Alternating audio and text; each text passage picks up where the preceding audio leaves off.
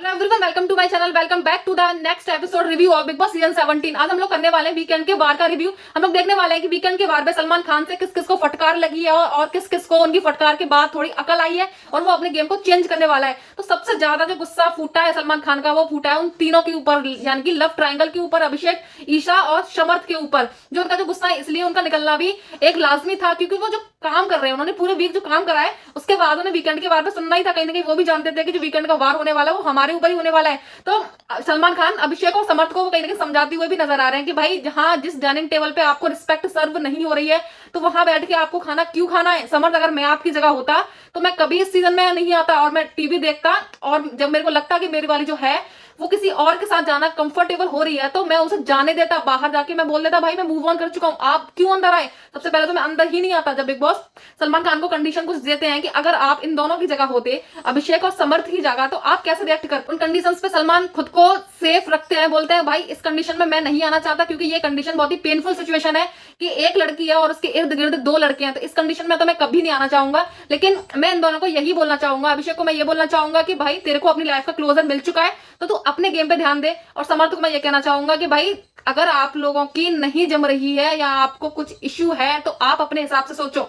तो कहीं ना कहीं वो दोनों को एक क्लोजर देने की कोशिश की उन्होंने स्टेज से। अब देखते हैं कि इन दोनों कुछ क्या समझ में आता है, क्या नहीं समझ में आता है। बाद में ईशा में रोते हुए भी नजर आई है, क्योंकि जब सलमान ने बोला था कि आप लड़कों को यूज कर रही है, जबकि अभिषेक ने ये बात बोल दी थी कि मैं ईशा को यूज करूंगा, तो आपको बड़ी बुरी लग गई थी। लेकिन अभी आप भी यही सेम काम कर रही है, क्योंकि जब आपको लगता है कि अभिषेक आपसे कुछ पूछ रहे हैं, तो आप सीधा समर्थ के पास पहुंच जाती हैं। क्यों आप उनके पास जाती हैं? आप खुद भी अपना पॉइंट रख सकती हैं। जब वो शायरी वाली बात वहां चल रही थी, तभी वो समर्थ को बुला के लाई थी, तो कहीं ना कहीं वो चीज उनकी गलत दिख रही थी कि आप क्यों लड़ाई को बढ़ा रही है, जबकि आप ये बोलती है कि मैं लड़ाई बढ़ाना नहीं चाहती।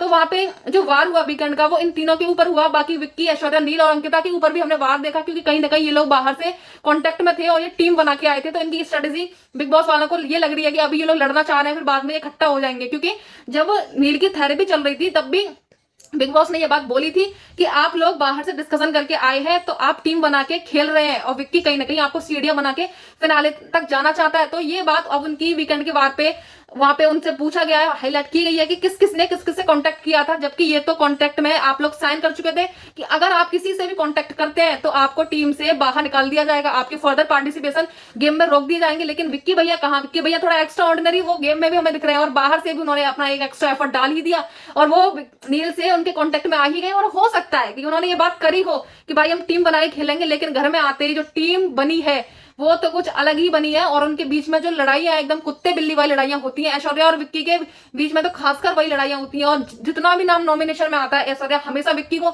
नॉमिनेट करती है। तो विक्की भैया भैया से बात करी थी, तो थोड़ा भाभी से भी कर लेते, कम से कम उन्हें तो समझा देते कि भाभी हमारे साथ ही टीम बना के खेलना। दिल के कमरे में तो आप सब पहुंच गए, लेकिन दिल आप लोगों का किसी से नहीं लग रहा। सलमान के जाने के बाद घर में माहौल जो हमें दिखाया, थोड़ा गर्मा गर्मी वाला दिखाया। तहलका, अरुण और अभिषेक के बीच में वहां बहुत ज्यादा हमें लड़ाइयां देखने को मिली है, क्योंकि अरुण और तहलका को अभी अभिषेक से कुछ दिक्कतें हो रही है, क्योंकि उनकी काफी दिनों से थोड़ी सी लड़ाइयां चलती आ रही हैं। तो अभी वीकेंड के वार पे जब टास्क हुआ था, किंग ने टास्क जो करवाया था, दिल का कमरा आप किसके लिए बंद करना चाहते हैं, तो अभिषेक ने तहलका के लिए करा था। तो अरुण ने एक रिक्वेस्ट के साथ उन्होंने सलमान को बोला था कि ये वाला टास्क तो उन्होंने भी करना, जबकि ये टास्क सिर्फ दिल वालों के लिए था, पर उन्हें भी परमिशन दी गई। तो उन्होंने अभिषेक के ऊपर ये टास्क किया और उनके मुंह पे उनका दिल का दरवाजा बंद किया। उन्हें ऐसा लगता है कि ये बहुत बदतमीज इंसान है, तो इसी को लेकर उनकी लड़ाइयां चल रही हैं, और कहीं ना कहीं ग्रुपिज्म हो रहा है अनुराग, तहलका और अरुण के बीच में, क्योंकि वो लोग बोल रहे हैं कि अभिषेक को इतना पोक करो कि इसकी मेंटल पीस ये अपनी खो दे और यहाँ इसका जो वजूद है वो खत्म हो जाए। तो कहीं ना कहीं ये गलत भी है हमारे हिसाब से। आप लोग भी कमेंट करके बता सकते हैं कि ऐसा किसी के साथ करना कितना हद तक ठीक है और कितना गलत है। तो अभी आज के एपिसोड में बस इतना ही, और एक लव स्टोरी भी हमें वहां पे बनती हुई नजर आ रही है।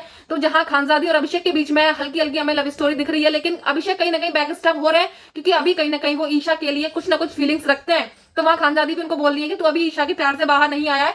तो देखना ही होगा कि उनकी लव स्टोरी कितना आगे जाती है, या फिर वहीं की वहीं दोस्ती में निपट जाती है। Thank you for watching the video. अगर वीडियो आपको अच्छी लगे तो please like, share and subscribe my channel.